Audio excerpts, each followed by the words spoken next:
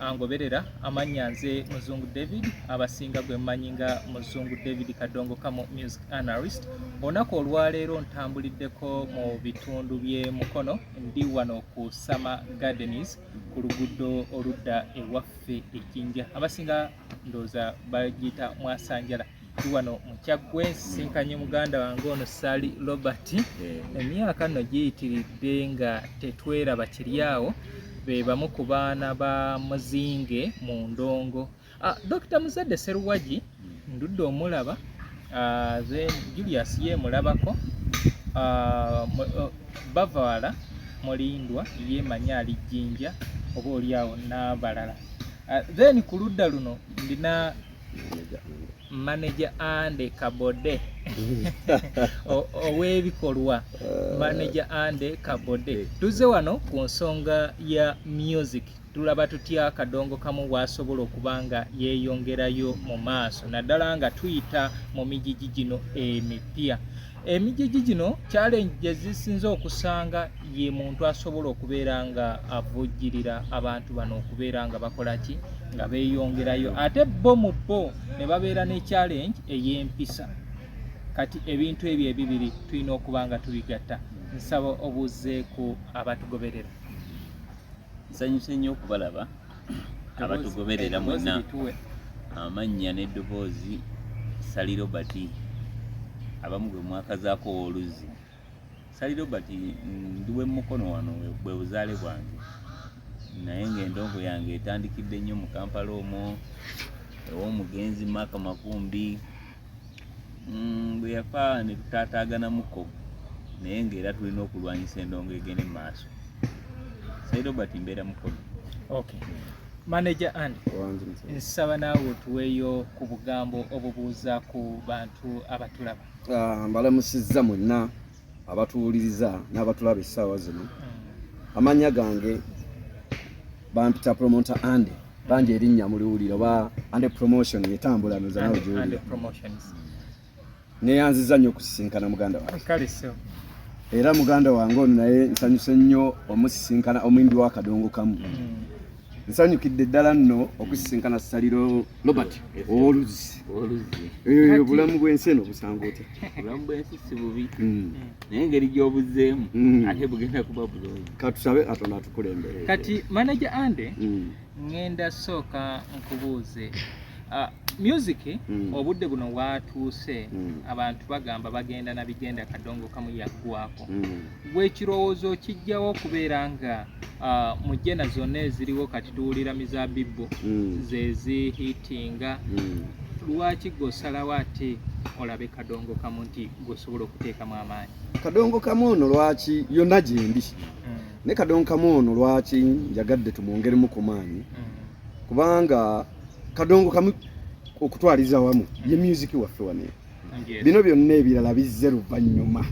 So nti tulina abasajja abatandika ekintu ekyo, tulina omugenzi Basodde, tulina omugenzi Kafeero, n'abayimbi abalala bangi abazze babeera mu kiti ekyo. Bw'ogenda okugattagatta ennyimba z'abantu abo n'emizabbibu gino egiriko ssaawa zino byonna birungi nti abayimbi abo bonna twandibeetaaze kubafuna tubeetaaze. Nze ne mutegesi wa bivu ngenda nakiriko.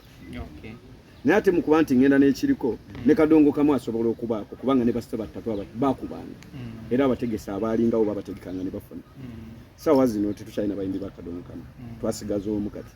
Mwasigaza Ssali Robert. Twasigaza Ssali Robert ate ne mukulu we Asani Nduga. Ne Asani Nduga. Bawalukagga bonna ekisaawe eky'okuyimba bakidduseemu.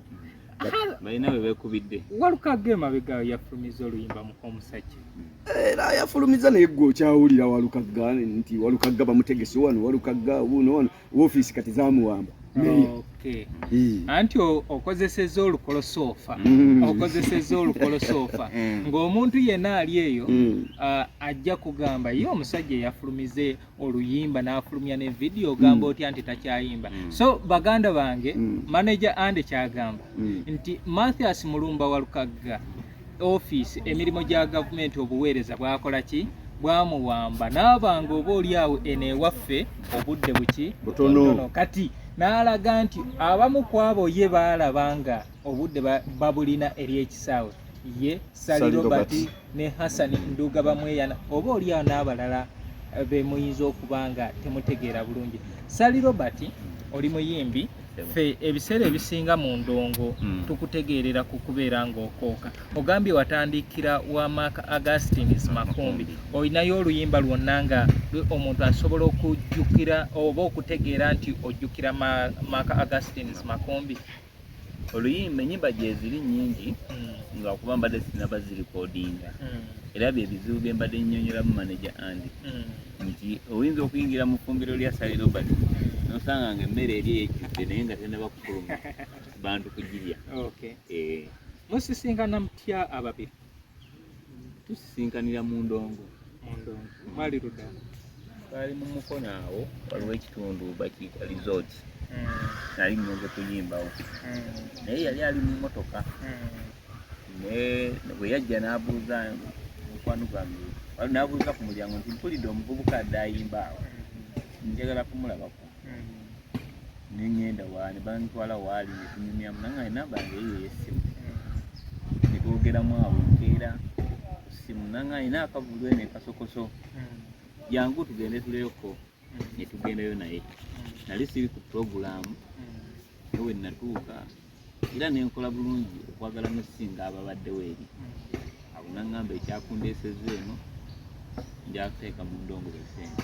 Manager, ki ekyakusigiriza okwagala omuvubuka ono? Omuvubuka oyo muyimbi mulungi, muyimbi mulungi, oluyimba lw'oluzzi olwo toluwulira nange nze Ssali Robert ojjukira gye twasisinkanira okusooka osisinkana ku Big Ba ekiwiri era yali ayimba oluyimba oluzzi lwa Sisi kwe natandikira nga so nno alinayo emabega olwali mu mbiriizi awo olwa Enseeno ndowooza zaali ennyimba bbiri ze wali otambuza nenjagala nnyo Ssali Robert engeri gy'akola ki gy'apafomingamu gyayimba n'okupafominga kubanga abamu bayimba buyimbi n'abanga ayogera kubanga w'oyimba nga topafominga music ekimukola bibeera bingi naddala okusinga body language. Singa era y'ensonga lwaki nti tusobola okugenda mu bivvulu omuli abaalabako ebivvulu by'emabega nti abantu abaazannyanga ku stage bangi baafuna obuganzi n'okusinga abaayimba olwaki body language. So Ssali Robert njagala otuweeko tugenda kubanga tuyita mu nnyimba zo tutegeere ezimu ku nnyimba naye nga tetunategeera bulamu obwo. Ssali Robert otuweemu akapera ku zimu ku nnyimba zo abantu bategeere omuntu gwe tulina gwe mulina wano buli omu ategeere nti ddala yeye atandike n'olimba abantu be basinga okumanya.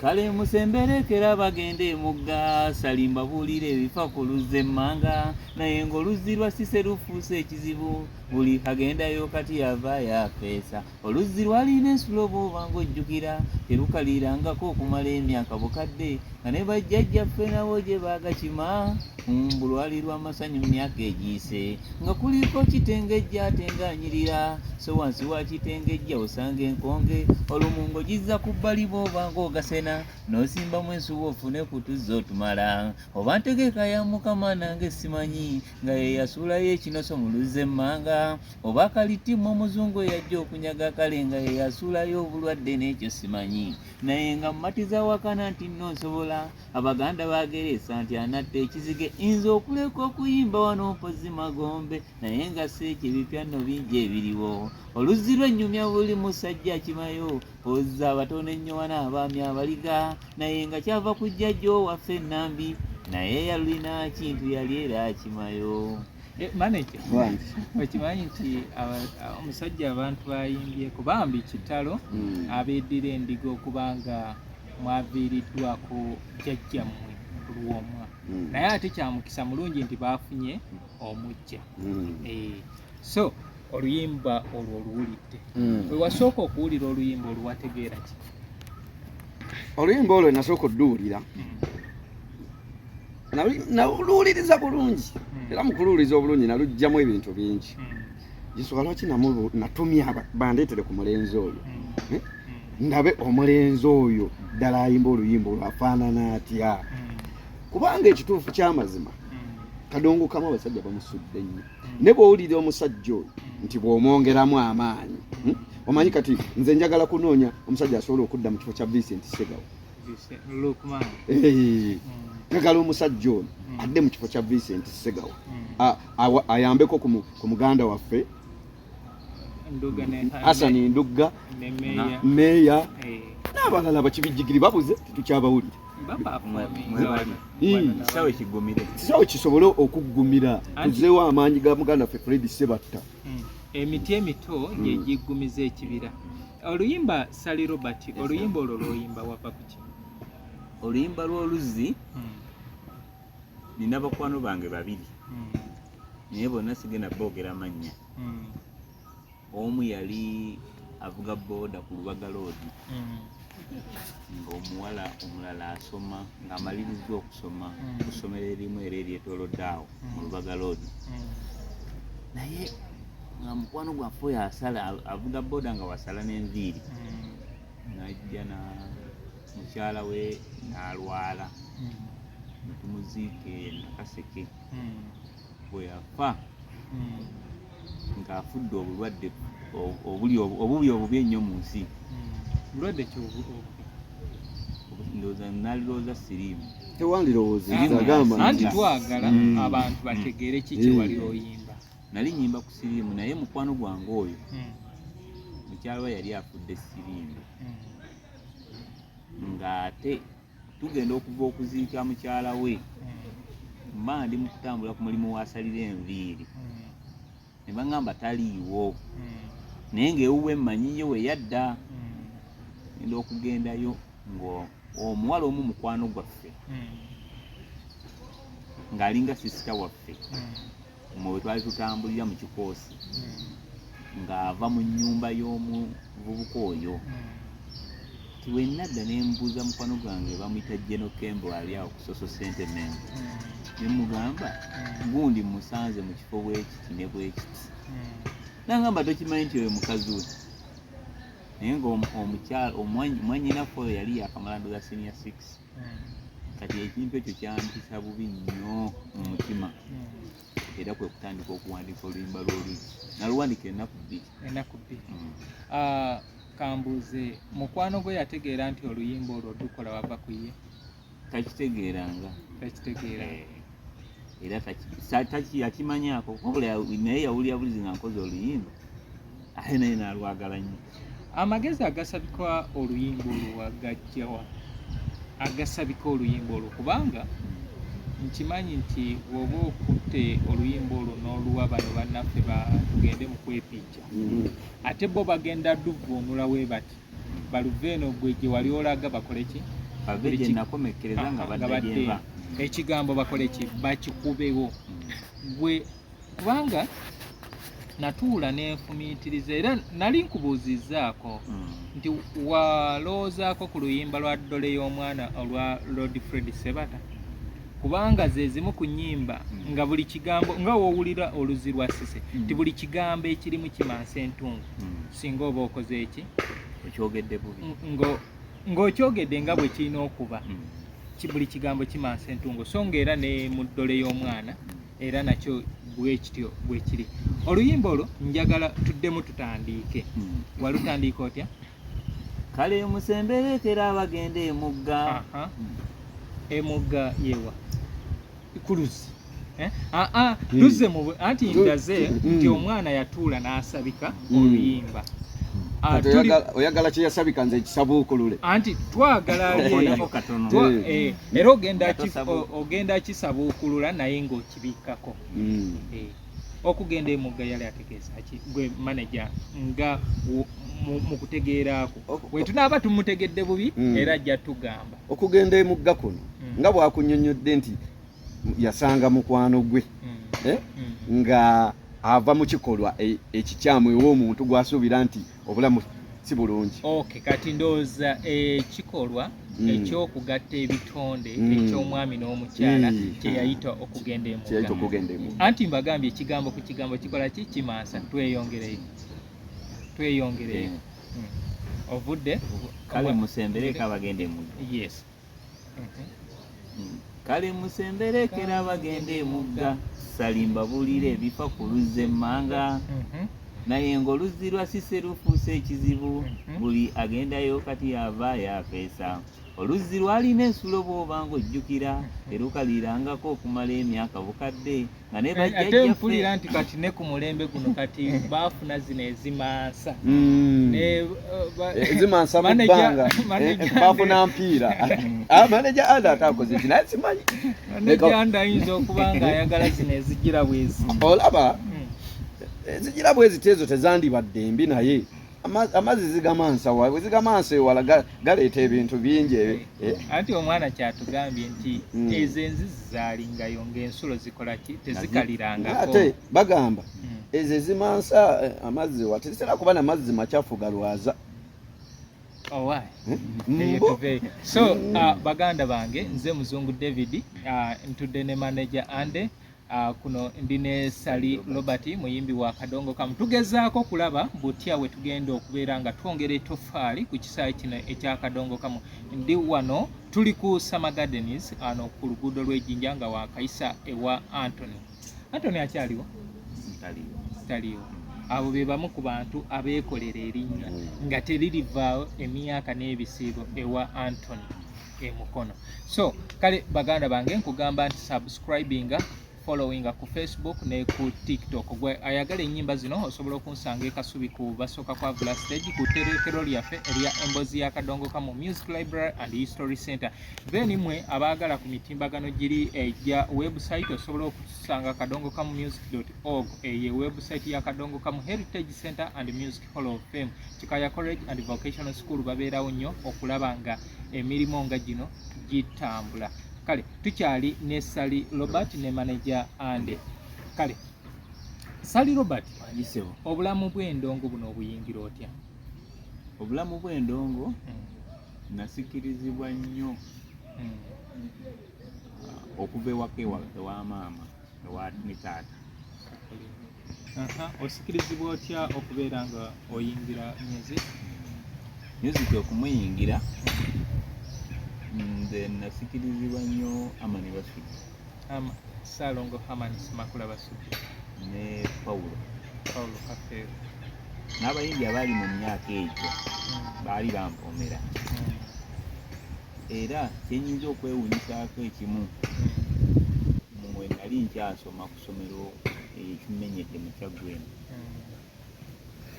nateekako erinnya ekitabo kyange neerabirako teekako erinnya lya Ssali Robert nenteekako Amani Basudi ne basoma ebitabo ne biggwayo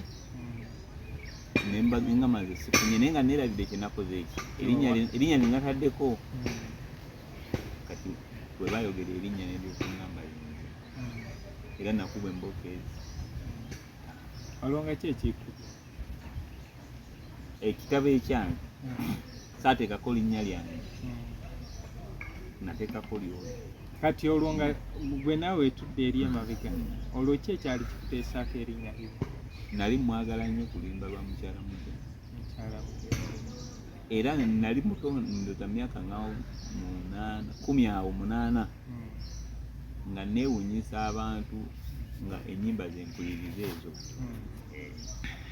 Mukyala Mugerwa osobola tutambulira mu kubanga oba oli awo tuyinza okusanga nga waliwo atugoberera naye nga tamanyi luyimba. Mukyala Mugerwa lutambula lutya? Mukyala Mugerwa ntambula naye nga nnyingi oba nkoneko ku lulala kuba nnyingi ez'Abasudi nyinza okukonako lumu bbiri nenkonangako katono. Anti kati engeri gy'oyogedde ku Mukyala Mugerwa nti netwagala waliwo ayinza okuba nga atulaba kubanga olaba music ono manager tutambula naye tulina ekizibu kimu nti tulina bannaffe nga bakuzeemu mu myaka naye ate nga oba oli awo babadde n'obuvunaanyizibwa obw'enjawulo obubatwala nga bino ebyaffe tebakoze eki tebabiwadde nnyo obudde so nga ali eyo munayo oluyimba yali aluwulidde kwaluwulira naye kati ono waakoonako akato nti lwerwo oluyimba ebaluyita bangi baziwulira naye nga tebazimanyimanyi. Kale basudde omulimu omulungi gwe nagabana mbatuusengako emboozi n'amawulire ziramu okukakasa bye nnayogera kuba omulimu gwe neewanja gukola. Zino emboozi zennyumya wano si ze zimu n'ezo zennyumyanyumya. Nayizeeyo engeri ate gye nzisengeka kati nnyumya mu byokka ebyo ebiretemula. Ndowooza Mukama kyavudde nzijukira ne nfuuka mukwano gw'abangi olw'okuyimba. Gye buvuddeko nga n'abayimbi bavumwa balangira obwavu n'obugwenyufu. Kino nkiggumiza n'amaanyi nkikakasa endongo si yeeyonoona bw'oba watondebwa. Okay, kati mwana mulenzi atuzizaayo emboozi ya 1987 lwe luyimba olwaleeta Ssaalongo Herman Ssemakula Basudde. By then yali mu lukwata Gita Singers, yali ekulirwa Livingstone Kasozi, Sisenaku ne Moses Katende. Naye ng'emboozi gyanyumyako ya 1985 oyo mukyala Mugerwa yatabba yali true story. Embeera eyo yali gayaza mwe abasobola okwaccessingako, yali mugagga mugayaza abasobola okwaccessingako munno wa 1995 abazeeyi abaliwo mu myaka emboozi eyo mwali mugirabyeko. So Herman Basudde gye yakwata n'ateeka mu bitabo okubeera ng'asomesa ffe. Kati lwe luyimba Ssali Robert lwabadde atunyumiza. Kati mbadde ku Ssali Robert ajja atya asikirizibwa okuyingira ekisaawe. Kati manager Anne ojje otya okusikirizibwa okuyingira ekisaawe ky'okuleeta, waliwo okuleeta n'okutumbula. Mbaleese omumanyi be ba promota abategeka ebivulu abo bayita bambaleese eniwa. Omanyi ne kyatandika kite? Kintu ekyo kyatandika ejjinja. Mwami yali munnamasaka bamuyitanga Prince. So asanga abasajja aba Entebbe Gita Singers nga bakoledde embiko n'anyumirwa nga gwe wanyumirwa ono ng'ayimba. Kati nga balina obuzibu obw'okutegeka ebivulu byabwe. Kwe kusaba aba Entebbe Gita Singers the likes. No, before Entebbe Gita yali tenaba performing yali Kadongokamu andikawo kyo badani mugula ba Gondi Christopher Ntegese badduka bakakumirizi ba Sulaiman Maya n'abasaba nti bakole ki ye abakunganyizenga abantu bakole ki bajje babasanyuse. Kwe kukola ki ekyambaleese nti basooka ne bamugaya. Kati ekivulu kyabwe ekyasooka kyali mukono munaye eno bagenda okutuuka ng'ekintu kye yabagambye kikoze eki nga kikoze, kubanga ye yakozesa terminologies ze yali asobola okubeera ng'akola ki ng'akunga abantu ne bajja. Bwetyo ekigambo kyambaleese kitandikira ku munnamasaka, naye yamala n'avaawo mu kisaawe oluvannyuma lw'abana abajja oluvannyuma bw'ate nga balwanyisa mulwanyise. So kati ojja otya otandika okwegomba okugamba nti nze zange nziteeka mu ndongo? Okwegomba endongo kuno okulaba nze ni musajja munnamasaka. Natandika okwegomba okuba DJ nga nkyali mwana muto nno. Masaka oba kitundu ki? Masaka nva mu Kimanya.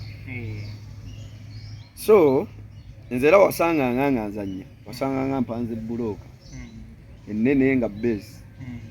Kati nitininga nkatadde ku bulooka ennene top.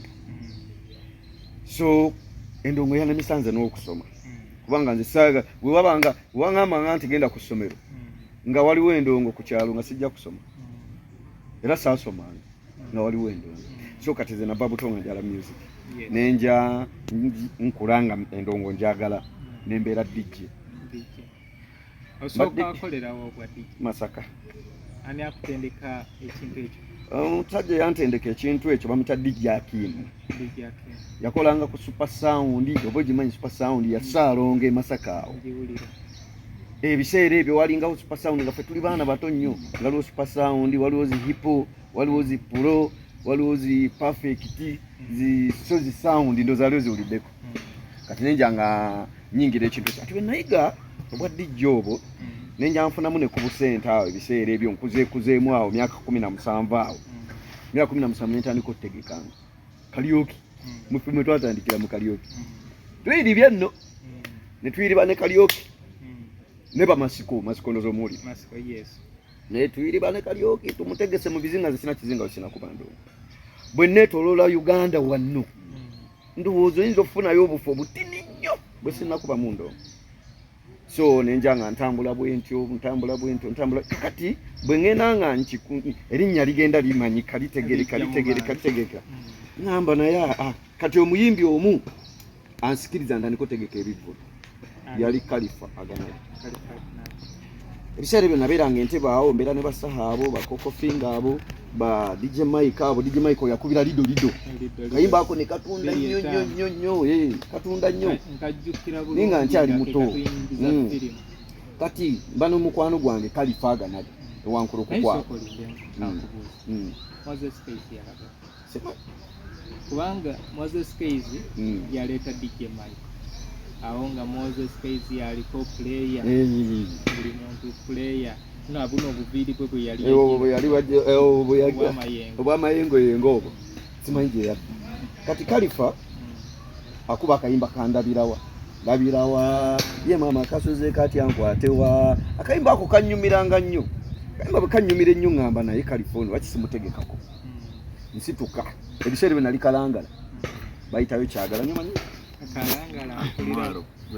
olwo ndi mu kuvuba nno ndi mu kuvuba emigonjo gimanyi wali ogiwulidde muganda wange tutobye enduni yeenu njanfunayo obusente nzijja waliwo omukwano gwange bamuyitanga Kasule yabeeranga wankulu kukwawo antuusa ku Kalifa ntandikirawo mutegeka ntandikira saidi z'ekiyindi eno buyita ku mwalo muganda wange ekivulu kyansala nzijukira bulungi nnyo nateekamu miliyoni zaali 2 nga mu emitwalo 8 nasoloozaawo ndowooza emitwalo gyalinga 14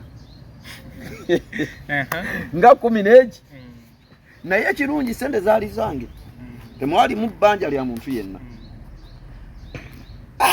Nengamba nkoze ntya ebiseera ebyo bwe busente bwe nali nnina nenzira ku ttaka nenzirayo Masaka nenziramu nenjiribwa buto aganaga ndidda nsaze takigenderedde azaayimbye nenategese bubi saalanga anakuba posta ndoza zalinga 30 posta nga 30 kivulu nekyenkuba kiti obugo nenzirayo Masaka nzire Masaka awo nziramu mukalyoki wange nziramu njiribwa ndongo weziri awo Masaka nze ezasinga okunteeka ennyo waggulu waliwo ndongo bagita Kabula Soke event waliwo gyolidde Kabula Soke event eyo n'endongo gye bayita Viba Sound ya musajja abamuyita Sansa ndongo y'amaanyi nnyo.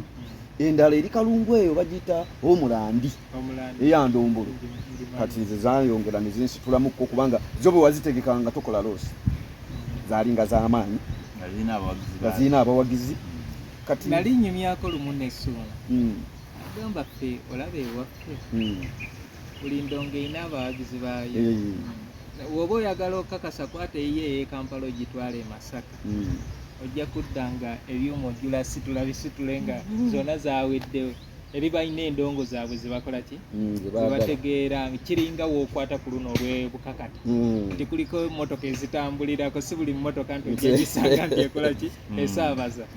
Kakati awo muganda wange mbazira ttona ate bo bafuna kumanya basuuna bbeeni nziramu ate ntandika okutegeka ku mbaziira ttone otegeka kalyoki notegeka mbaziira ttone nga DJ ng'abantu bayingira nga aleese omuyimbi awo saddamu kudda advance tandikira awo kino nekikula nenja nkolako nze n'amabaala agange omwo mu Masaka naye ewaffe nga tuli basiraamu ne batakiwagira tosobola kukola bintu ebyo era mu butakiwagira neŋŋamba ebibaani kambyesonyiwe mu butuufu nembivaamu olw'eddiini nti nemusajja musiraamu naye nze nalowoozanga nti bwe mba nnoonyezaamu akasente nga nze neekwesa eribbali tikikosa naye nagenda nkola bwe ngenda ku muzikiti bagamba ebintu bino bakompuleyininga nnyo neŋŋaka nzize mu ddiini yange naye liri erinnya erya Andi nalirekawo kubanga lyerikola sente naye nga amanyi amatuufu Ibrahim Lugamba.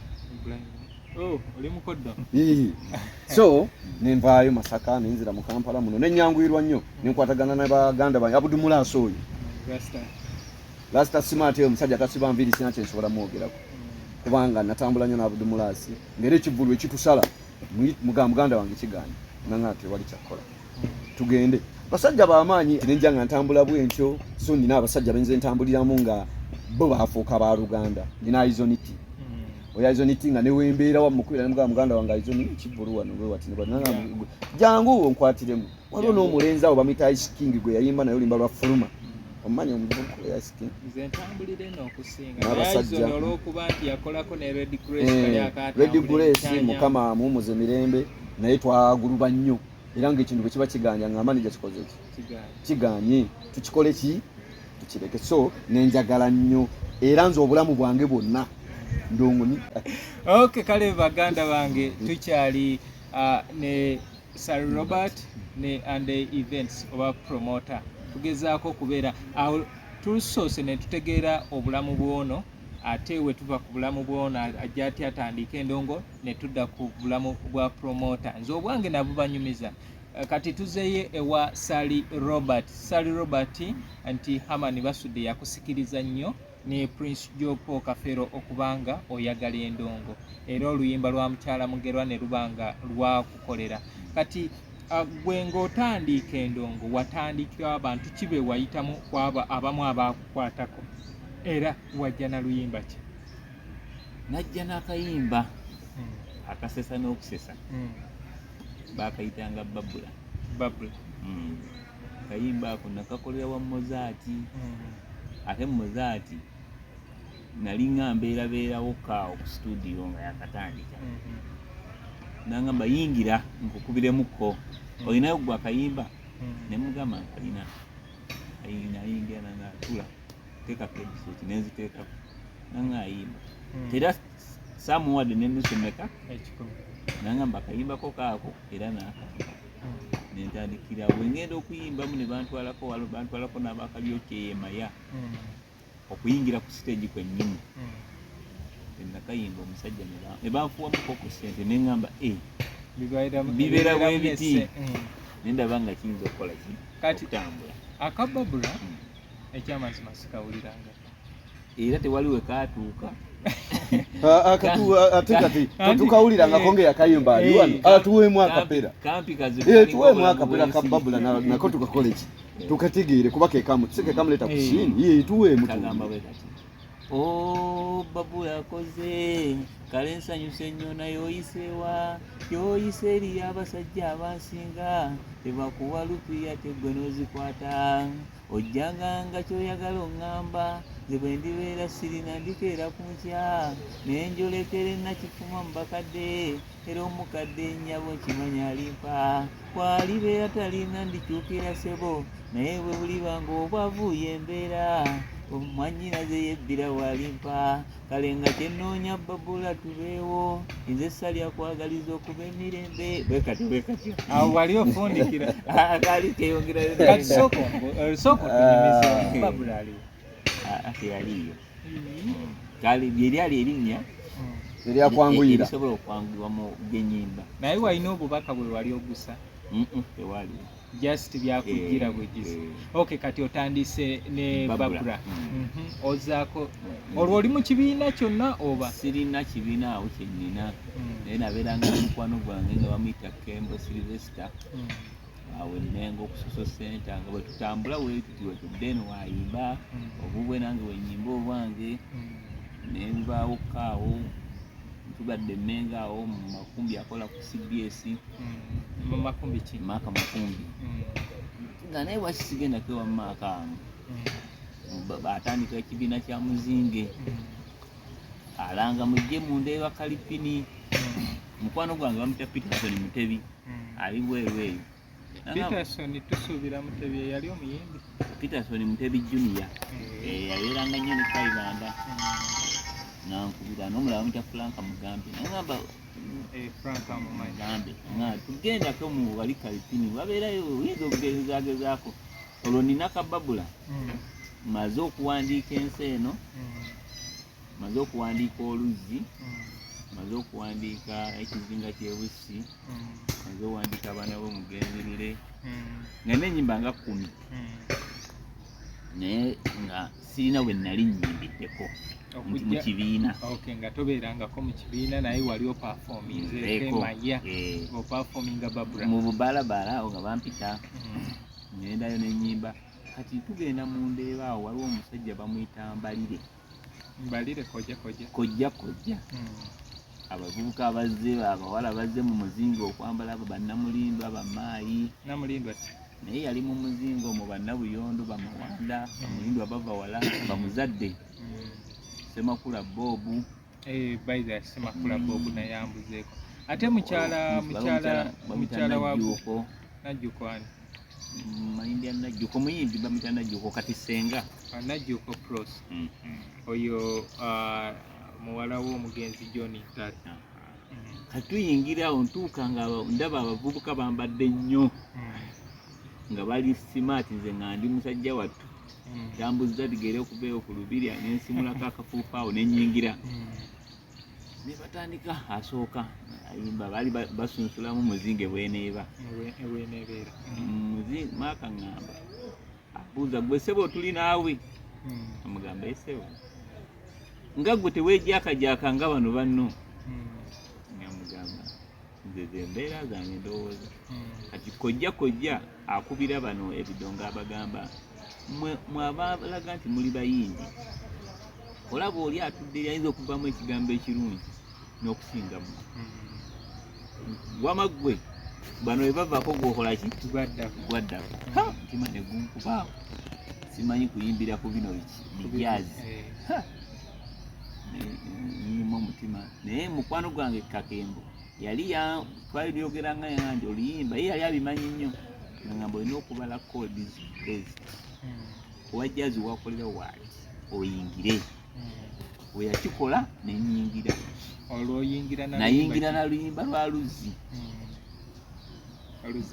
abantu abali mabbali wa Kalipini abamakanika awo ne badduka ne bajja bayingira mu kulaba practice Mark we nayimbako ebitundu 4 nayimbako ebitundu 3 nangamba yimiriza nagamba bane nagawala kyenabagambye abo netutandika okunyumyanga ne Mark nansembeza nnyo nembeera nabo era netukolanga programu nga waliwo akola programu nga nteeka ku nnyimba 2 ezisooka naye Mark namugamba oyo alina kuyimba ku saa 5 naye nga omanye mu kisaawe ky'okuyimba mubeeramu enkokola nnyingi Mark yajjanga kiro nga mutuukako nga wamaze okuyimba nti namaze kati bwembeera wetu yatandikira nongera show yaffe yasooka waliwo eyali Kalipini kwennyini eyaddako omuga tufulumyemu twaliwo obulenzi yatambula eki nti yatambula bubi kuba twafuna abantu awo essubi ne lituddamu nnyo Mark ataawo ebizibu ebijjira n'atagala n'alwala n'amala omwaka mulamba muzinge yensaasaana yayo naye nga twakolako show ezawere nga 14 twakolako eyo mu Lukwanga ku Masaka Road okwenoni ku Wakiso obulenzi ne tutwalako ku ntebe eyo naye nga tebyatambulanga bulungi nnyo olwokuba twalinamu Mark aleetayo bulesi banne ne beegattamu ne tugenda ne tukola oba oliawo naye erinnya ly'oku lediyo nga likola ki nga lyongera okumwongerezaako so bwotyo bwojja otandika mundongo ate okweyongera abayimbi okuba nga bantegeerategeeramu kyali kibi kuba bantegeerera nnyo ate mukufa kwa Mark kati Mark ayogerwako oyinza okuba oli mupya mu Kadongokamu oba nga tewaliiwo omwami oyo yali aweereza Kadongokamu ku CBS ne ku Bukedde naye nga okugenda ku Bukedde yava ku WBS okugenda ku CBS yava ku Sapienza yali aweereza ebyemizannyo era nze y'omu ku bantu nanyumirwanga nnyo engeri gye yali akola comedy sports ddala akanyumireko akabyensaggula kanyumira nga nnyo nga wakiri neerekereza ebimu ku ebyo byenkola nkoleki mbiwulirize n'okuyimba kwe yali aleese omunyigi kubanga ye ng'akyogera lunyenze siri muyimbi wabula nyumirwa ki abaana abato bafutyankiddwa nnyo abayimbi bali ababaddewo okumala ebbanga kwe kusalawo nti mu muzinge munaabanga mujja kulaba sita tetulinaayo sita ffenna tuli ba sita abali mu kwekola bwatyo muzinge we yagira nevayo so manager tutambula ono obulamu bwe bwatyo bwayimbira endongo naawe otunyumiriza bw'otandise endongo. Sofa kati endongo ekutuusizaawo? Endongo kyensinga okwogerako nti ekirungi kyenfunyemu nti kati nfunye emikwano twali kisinga ekyo naddala mu bayimbi era nina abasajja be neebaza ennyo nga bayimbi nga mbeebaza nnyo ng'omusajja Jovanirizi Aizoniti abasobola kubavaako Kalifaza nago Nina Rose Kalo Kasita Masa Mukisa so be bantu abambi omugenzi omwana oyo yayimba yakola be ennungi ennyo n'Aizoniti Lady Grace mulemera konyera mukama omwoyo gwange guwunyuza kisa kubanga agulamuze kisa bw'otuuka mu level ey'omuntu gw'osobola okuga nti muganda wange kigambye naga tujja kuyiira n'atadda mu kunyoola bw'omala otuuka ku eyo level eyo kiganye tukite neebaza nnyo Gravity omutujju oyo abamu bagamba mubi naye nze Gravity musajja era sinasanga mu Gravity buzibu bwonna kubanga tampisangako bubi naye mwebaza nti siina kyenyinza kukugamba kubanga endongo ngifunyemu byengifunyemu nayo nentwalako byentutteko neebaza nnyo abantu abo nti bambeereddewo nnyo mu ndongo. Kati buzibu ki bw'osinze okusanga mu ndongo? Eneyo tugenda tuukayo omanyi tugenda tambula kyetuvaako wano kyetuddako wano kubanga byonna bikola ki mukwatagana. So Ssali Robert omuzinga evuddewo naye oluyimba lw'ensi eno otugambye wagendayo ng'olina oluyimba lw'ensi eno naye lwo obadde tonatuwaamu kapera kubanga twagala abantu we batulaba ebiseera ebisinga bagenda ne bagamba oyo upcoming naye ng'ekyamazima endongo ogirwanyeeko emyaka egiwera ekyo ekigambo kibi babeera bayimbi bapya gy'oli naye nga muno mu kisaawe kati okugeza eyakkiriza erya upcoming ye muzeeyi Amisengendo ye yekka era w'omuyita upcoming kyekimu ku bisinga okola ki okubanga okumusanyusa. Okay, kati bwana Ssali Robert twetaaga otuweemu akapera ku oluyimba oluzirwa gundi ensenga. Abanywanyi b'eggwanga nkedde ku magye erimwe nze Ssali Robert abadde tamanyi ntuuse nga n'akaboozi nkajje na mu kyaggwe eyo naye teri mirembe giriyo ekiri ekyaggwe wano kyekiwunya ensi eno nga n'abaana tuziikana batyo kyensi bw'otunuulira abaana wano betusomye nga nabo ng'okubalayo enkaaga ng'eri mu ttaka Ssali bwe nzijukira olunaku lwe ndisenguka ensi eno amaanyi kale ganzigwera mu kkaawo ne nkuba n'ettooki ne gye tulaga yowa ng'ate teri yagenda akomawo kyokka ensi eno tugiyingira nga busaasaana naye tujja mukamalya g'ekyenkya n'otunuulira akaseera k'ogibaddemu awo n'ojulirira ataazaalwa. Ye Ssali Robert kyemanyi lwe luyimba olumu era nga singa luba luteereddwako amaanyi terusobola okubeera nga lutambula mu bantu kubanga tulina ekitwajjira okuzaalibwa n'okufa ebyo tebigenda kukola ki tebigenda kuvaawo mu nsi muno ebirala byonna tubikola nga tumanyi naye tulina ebimu tuba tetumanyi bukya buki n'olaba ng'ekintu kihappeninze naye omuntu kyali sure of mu nsi kwe kufa era ekyo buli omu akimanyi nti obudde bwonna nkola ki nfa teri amanyi busaawa naye ekyakimanyi kale bwana Ssali Robert nsaba oyanjulire abantu omuntu ono then olwo tulabe ekiddako tufunze ku budde. Neyanziza mukama wange amanya n'eddoboozi Ssali Robert ekyo tukitereeze amanya n'eddoboozi oyo abeera mufu. Erinnya Ssali Robert. Erinnya. We bagamba nti amanya n'eddoboozi, laba kati nga tulaba vidiyo y'abasudde oba ey'akafeero, we bagambira nti oba oyanjula oli nti amanya n'eddoboozi oyo amani basudde kubanga bagatta eddoboozi lye ne bagwatta n'ekifaananyi kati n'avaamu omuntu kati erinnya nze Ssali Robert eyayimba oluzzi lwemusinga abantu bebasinga okumanya ennyo. Mbaddewo ebbanga ddene nga sina management, naye mbanjulira management yange ngaera bwegenda otambula ayagala Ssali Robert woolina oyita. Ssali Robert ayinza oba alina emirimu emirala naye gitali gyandongo, naye egyendongo manager wange manager Ande. So manager Ande, tusanyusa okubanga tukulaba mu bulamu buno obw'endongo. Nange nsanyusa okusanga muganda wange. Ssali Robert atugambye nti emirimu gye emirala, era kino nkigamba nnyo omuyimbi ali eyo, ng'oyingira endongo beera n'emirimu gyo. Kino kibeere passion, naye wonoogufuula omulimu gugenda kusala kubanga gw'obadde mu ndongo. Osobola otegeka ekivulu n'ogamba nkitaddemu ssente bweziti ngenda kujjamu bweziti, naye ate nga songa mu kulima osobola ogamba nti omusiri gwange guno ogwa lumonde ntaddemu ssente bweziti naye nsuubira okungulamu bweziti, kubanga obeera sure mpoozi bino other factors nga zize nkuba musana, naye kyobeerako nga olaba business nti omuntu asobola ogenda n'asuubula eŋŋaano n'agamba bajenguliza ku ssente bweziti ngenda gitundirako ssente bweziti, aba amanyiza agenda okujjayo. Kati ekyo kyengamba abayimbi, music si mulimu, wabula kitone kyekikutuma okole.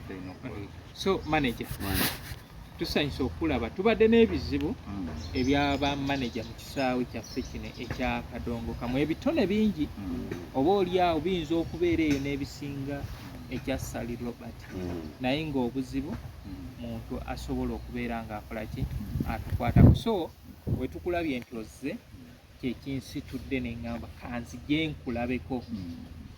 So tusaba oddemu obuuze ku bantu era otubuulire na biki by'osuubira okubeera ng'okola. Neyanziza nsanyusa nnyo olwa ekigambo ekyo ebigambo byo byonna by'otuwadde.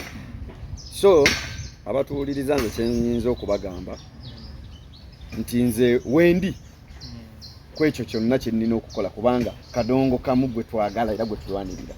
Era muganda wange ono nze mmanyi tusobola okukwatagana bulungi ne tutambuza system nga bw'erina okutambula kubanga kyamanyi akimanyi nange kyenkola kimanyi wabula kyenyinza omukuutira ennyo nti mu nkwatagana yaffe nga tetunabagenda wala nze ndaba ekikyasinza okutulemesa enkwatagana abayimbi bano naddala abajja obuzi amalala gaba mangi kansuubire nti tajja kubeera nago kubanga akaseera ke natambudde naye tubadde tetunaba kufuna nnyo buli oba akuusa kasiiso ate endigokoteko w'omutwe toza nti eba temanyi nte gye ziri eba emanyi gye ziri yayinza okuloza nti anzisa kasiiso nti masa alina kyasuubira okuleeta ekipya nange ekyo nkisuubira nti omuyimbi ono mu maaso asobola okuleetawo kino naye bw'akireeta nkijjanjabye nti empiso nzirina.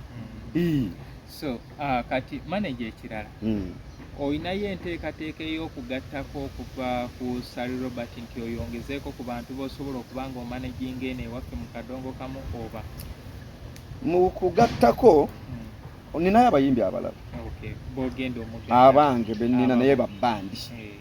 So nti era bwe mba nfunye omulungi ninandyetaaza omulungi nga mukyala nga mu Kadongokamu mulungi naye nga mukyala. So njagala kivuga side bbiri. Tusaba abantu abandyetaaze Ssali Robert basomere ku nnamba gye basobola okufunirako gye basobola okufuna nga beetaaga omuyimbi Ssali Robert. Ennamba y'essimu eyo kangi basomereko wano eno etavaako era nga gy'osobola okukuba nga buli budde yeekola ki nga buli budde ebeerako. Naye nga sinaba kusoma nnamba eyo omuyimbi oyo nyongera omukuutira n'omukubiriza nti bwe tuba tutandise bizinesi tugitwale nga bizinesi. So nti abayimbi abamu kansooke nsome ennamba eri 075 8 23 56 84 njiddamu 075 8 23 56 84 ye namba woba oyagala omuyimbi Ssali Robert koyina okuba entuufu.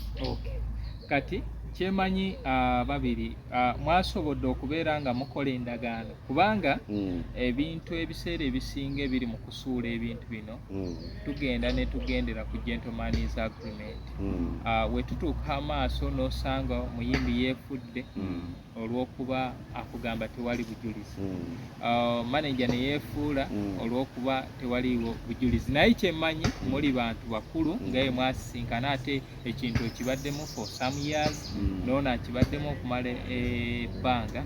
Nsaba mutegeeragane bulungi omulimu guno buli omu agutwale mu maaso kubanga twetaaga ekintu kino ate era mulina okitegeera nti buli omu alina kuliira ku munne. Omanye ekirisibye Kadongokamu ono emabega, abayimbi ba Kadongokamu tebaagala omuliireko, tebaagala gwe obeere nga olina ky'osobola okulya naye nga kiva ku ye.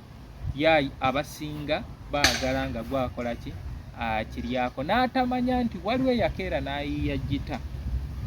We yayiiya gita eyo temwaliyo n'agamba gita eno nze kyenjagalako kimu egende esanyusa abalala ebagatteko, naye nga nange mugundi ndina kyengenda okubeera nga nkola ki nga nfunako nti copies zange zigenda kubeera nga zikola ki zitambula. So Ssali Robert bujja kukyanga manager oba oliawo anti abasinga effeno mu Kadongokamu fa abaagala tuli ekinene. Olina otegeera nti waliwo ayize, mwenna mulina collective responsibility ku mulimu guno gwe mukoze eki gwe mutandise. Kale muntu wange nkutegeeza nti nze Muzungu David Kadongokamu music analyst. Olunaku olwaleero ntambulidde wano Mukono mu kyagwe tuli ku Summer Gardens. Kafo kalungi nti osobola okubeera ng'ojja n'osanyukirawo ebyokunywa weebiri, swimming pool eri ebisulo, abaagala okutemesa otema bulungi nga teri akola ki teri awulira gumba nti libwatuse. Ebifo ebyo sawuna nzirabyeko nnungi, kifo kirungi emikolo otegeka emikolo buli kimu ekirina. Abaagala okubeera nga wooli wafunda naye nga wandyagadde ekintu kyo kiteeke mu bwengula bakirabe ebifo weebiri osobola okujja. Ate naye kirala sente zino fe abazikola manager nawe kimanyi nti omuntu akwata sente n'azikukulira nga sente nzikola kunsanyusa kwetuusaako byetaago, naye munnange ekyofa togabye walumbe yakola ki yakigabawo okutukira wano. Oyinza mukyala we agenda otuuka wano nga tolinaamu pepa yadde n'ekyo n'emu. So z'okoze zirieko ojja otegeera lwaki okola. So Summer Gardens weeri wano okubeera nga kutuusaako services ezo zeweetaaga. Ndabye bantu bakakkamu, waliwo ba waitress betusanze eri tewali buzibu. So nsaba musiibuleko ku batulaba. Eryakayimba ko mpaddemu akapeera kebaza Mark Makumbi tusiibuza. So tutandikire wa manager osiibuleko. Abatulaba mwenna tubasiibula nga tugamba nti tuddeko mu music obuwangwa n'ennono. Music obuwangwa n'ennono, music nnyo. Nze ntambula olaba moroka yange flash yange yajuuliriza nina buli kika kya music. Bwe ntuuka nti kati njagala kutambula lugendo luwanvu ono waffe muvaako nenteekamu oli osangamu babasudde ba Fred Sebatta nti ampa obudde obuvuga nga mpulira ekyo oluyimba ne lutwala obudde nensobola okutambulirako. So abayimbi bonna nze kyensinga okukuutira ku upcoming bayimbi abato nti tuveemu amalala. Nze kyenandirowoozezza tuveemu amalala. Omanyi abayimbi ba upcoming bano kye balina abatonze kyenkyabazuddemu ne bwaba mukwano gwo bw'omukubira essimu n'omugamba nti owaayi Michael te nina sejjinja oma kyatandikirako manager ompa sente mmeka. So nze kyentegese tokimanyi ki kyentaddemu naye ate gwe nkutwala ofune erinnya oba kitegera kyengezaako okulaga nti omuntu yenna music omuteekamu akasente naye naffe abategeka ne tubayita batubalemu nti tulina bye tuyitamu baleme kukulembeza nnyo kintu ekyo waliwo lebo wegenda otutuuka nga tekyaliko kugamba nti Ssali Robert oyimbira mmeka nga tulina waakunoonya kitegera oba kitegera kyengezaako okukulaga muganda so nsaba tutambulire wamu tweyanzeege abayimbi baffe abaatuvaako ku maaso Allah emyoyo gyabwe agiramuze ekisa muganda waffe yakatuva ku maaso Baby Deo musajja oyo abadde musajja wange nnyo n'olunaku lwava mu bulamu bw'ensi eno yavaamu ndozanga lwaleero naye enkeera baluyita batyanga omuntu olwayise yankubira kasimu nanga muganda wange oli otya konze gyendi muganda endi wano siina mbeera sinnoonyi nanteerako emitwalo 10 ku simu so ndowooza aleka ali aginteerako nga ansiibula so nsaba Mukama Katonda omwoyo gwagulamuze ekisa Baby Deo abadde musajja nnyo abadde musajja kale so katugenderawo mpolampola naye nga nsaba muganda wange tutambulire wamu tuddemu okutuula naawe nga tutuli mu nkaayana mbeera tutambuza ekintu ekyobulungi mirembe. Ssali Robert, twagala osiibule ku balabi baffe naye nga ojja kukozesa luyimba. Robert Ssali n'eryakalanzi lyange abakulu mmaze ebbanga naye olugendo gye mpisa okutuuka ezo enkovu zenzizo bbalaga mutya n'abantu ab'omutalo ogw'eno Ssali mutya gwe ewaka ewaffe muzinge ye entandikwa yagitena okwendya maakawummula mirembe nno naye ng'erinnya lya Makumbi gye ndi Ssali kandibbula ewaka omwana kubanga lwe lutambi lw'okulw'ekyo kye ndi Mungu sasira omufumaaka Salongo kabonge mpaji ngumu nnyo oyo yampaniridde ekiseera ekyo nga ne mwami Kadogo naye musajja ye yantaasa ku buwembe oyo ebyo bannange buwembo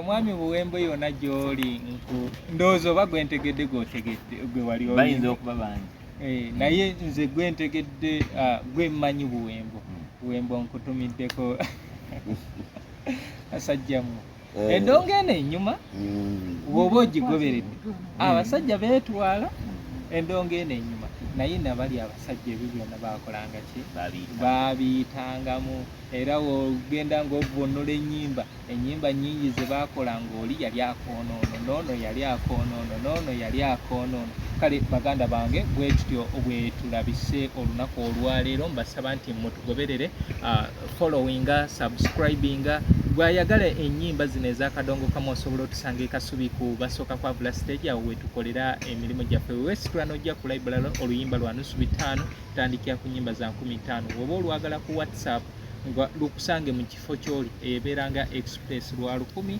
tutandikira ku nnyimba za 15 tulina ebintu bingi ebikola Kadongokamu osobola otutuukirira kale nojja ne tunyumyamu ng'abantu oba oli awo ojja kuyiga bingi ebyobadde tomanyi ku industry n'omulundi omulala leero nkubiridde awo.